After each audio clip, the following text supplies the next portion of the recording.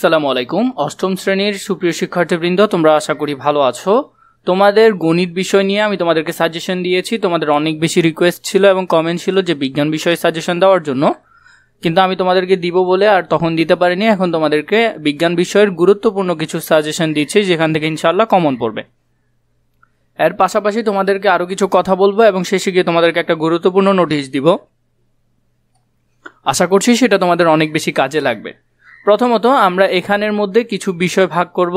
যেমন ধরে নাও, প্রথমত যাদের বই অনেক ভালো পড়া হয়েছে আমরা ওদের জন্য কিছু অধ্যায় বাছাই করব। দ্বিতীয়ত যাদের মোটামুটি পড়া হয়েছে তাদের জন্য, এবং তৃতীয়ত যাদের একেবারে কম পড়া হয়েছে ওরা যে যে বিষয়গুলোতে ফোকাস করবে সেগুলোর উপর। প্রথমে দেখো, যারা একেবারেই ভালো করে পড়েছ তাদের জন্য যেসব অধ্যায়গুলো দেখবে এবং যেগুলো থেকে হুবহু কোয়েশ্চেন কমন পড়বে। যেমন তোমরা এখানের মধ্যে ষষ্ঠ অধ্যায় থেকে হুবহু কোয়েশ্চেন কমন পাবে, তাহলে আমরা এটার জন্য 6 অধ্যায় ধরতে পারি। এটা খুবই বেশি গুরুত্বপূর্ণ, এখান থেকে কোয়েশ্চেন 100% কমন পড়বে। যাদের আছে তাদের অষ্টম অধ্যায়টা খুবই গুরুত্বপূর্ণ, নবম দশম এই অধ্যায়গুলো তোমাদের জন্য খুবই গুরুত্বপূর্ণ।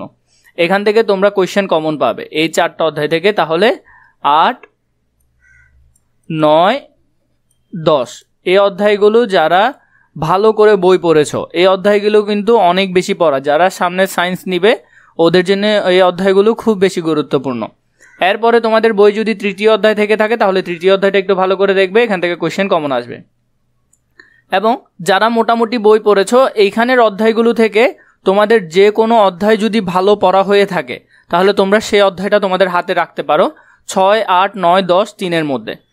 এর পরবর্তীতে যাদের মোটামুটি পড়া হয়েছে ওরা কিন্তু এই অধ্যায়টা এবং এই অধ্যায় 3টা খুব বেশি ভালো করে পড়বে। এগুলো অল্প পড়লে হয়ে যাবে।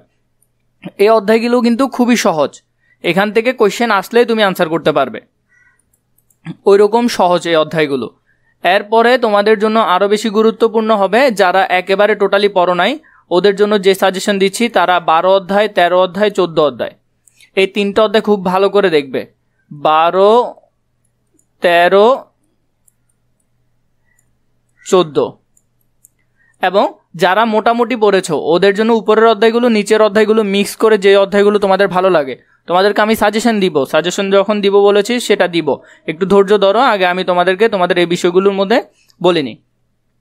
এখন প্রথমত কথা হলো যে আমি আসলে তোমাদের যে সিলেবাস আছে বার্ষিকে এক এক স্কুলে এক এক রকম সিলেবাস, আমি তোমাদের এক্সিট সিলেবাস জানি না কোন কোন অধ্যায় আছে, তাই আমাদের সাজেশনগুলো ওইভাবে দিতে সমস্যা হচ্ছে যে প্রতিটা অধ্যায় দিলে অনেক বড় সাজেশন হয়ে যাবে। তার জন্য তোমরা প্রথমত আমাকে কমেন্ট করে জানাবে, প্রথমত যে কাজটা তোমরা করবে আমাকে নিচে কমেন্ট করে জানাবে যে কোন কোন অধ্যায় কার কার আছে এবং বার্ষিক পরীক্ষায় কোন কোন স্কুলের কোন কোন অধ্যায় আছে। জাস্ট অধ্যায়গুলোর নাম লিখে যদি তুমি কমেন্ট করো, আমি সেখানের অনুসারে যেসব অধ্যায়গুলো সবার থাকবে আমি সেটা নিয়ে তোমাদের সাথে একেবারে বিস্তারিত আলোচনা করতে পারো। এটা আমাদের জন্য সাজেশন দিতে খুব বেশি সুবিধা হবে। তোমাদেরকে বোর্ড কোয়েশ্চেনগুলো বাছাই করে দেওয়া হবে যেগুলো তোমরা বেশি থেকে বেশি দেখে যাবে। শর্ট কোয়েশ্চেন এবং সৃজনশীল এমসিকিউ সব কিছুর সাজেশন দেওয়া হবে যেগুলো তোমরা ভালো করে দেখে যাবে। এখন তোমরা প্রথমত এই কাজটা আমার জন্য করবে।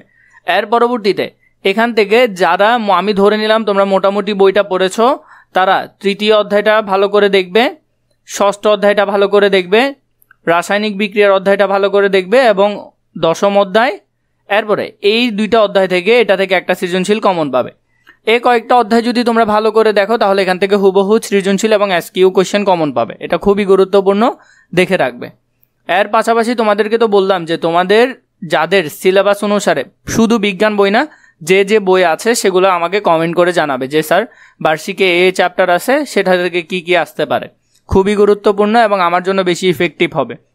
না হলে প্রতিটা অধ্যায়ের যদি সাজেশন তৈরি করতে যাই তাহলে অনেক বড় একটা সাজেশন হয়ে যাবে, সেখানে তোমাদেরকে ভিডিওটা দিলে অনেক লং হয়ে যাবে, অনেকের অধ্যায় না থাকলে দেখতে বিরক্ত লাগবে। তাই তোমরা যদি অধ্যায়গুলো দাও সেখান থেকে আমি বাছাই করে তোমাদেরকে তোমাদের যে সাজেশনটা সেটা সম্পূর্ণরূপে দিয়ে দিব। আশা করি আমার কথা বুঝতে পেরেছো, এই জন্যই আমি তোমাদেরকে এই শর্ট করে অধ্যায় নিয়ে একটু ধারণা দিলাম।